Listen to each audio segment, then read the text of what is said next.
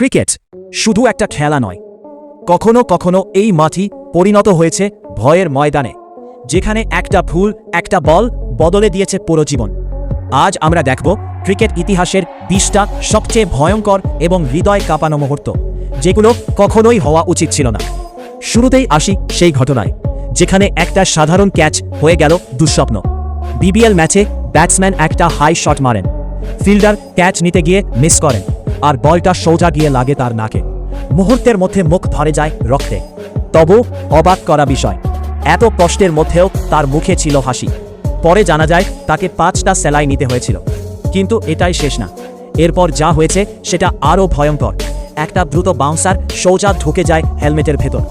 Batsman মাটিতে লুটিয়ে পড়ে, মেডিকেল টিম দৌড়ে আসে, নাক ভেঙে যায়, চোখের চারপাশ কালো হয়ে যায়। শুধু শরীর না, এই এক ঘটনায় তার মানসিক অবস্থাও ভেঙে পড়ে। কিন্তু ক্রিকেটের সবচেয়ে অন্ধকার দিনটা ছিল অন্যরকম। 2009 Lahore attack on Sri Lankan cricket team. সেই দিন যখন ক্রিকেট মাঠের বাইরে পুরো একটা দল হয়ে যায় সন্ত্রাসী। শ্রীলঙ্কা দলের বাসের ওপর হঠাৎ গুলি চালানো হয়। চারদিকে শুধু গুলির শব্দ, আতঙ্ক, কয়েকজন প্লেয়ার আহত হন, এমনকি পুলিশ আর সাধারণ মানুষও প্রাণ হারান। কিন্তু সেই মুহূর্তে এক ড্রাইভার নিজের জীবন বাজি রেখে পুরো দলকে নিরাপদে পৌঁছে দেন। আর এখন আসি সবচেয়ে হৃদয় বিদারক ঘটনায়। ফিলিপ হিউজ, একটা বাউন্সার, সোজা গিয়ে লাগে তার গলায়। মাঠেই লুটিয়ে পড়েন তিনি। হাসপাতালে নেওয়া হয়, কিন্তু দুদিন পর পুরো ক্রিকেট বিশ্বকে কাঁদিয়ে চলে যান তিনি চিরতরে। এদিকে আরেক যোদ্ধা যুবরাজ সিং 2011 বিশ্বকাপ খেলছেন, কিন্তু ভেতরে ভেতরে লড়ছেন ক্যান্সারের সাথে।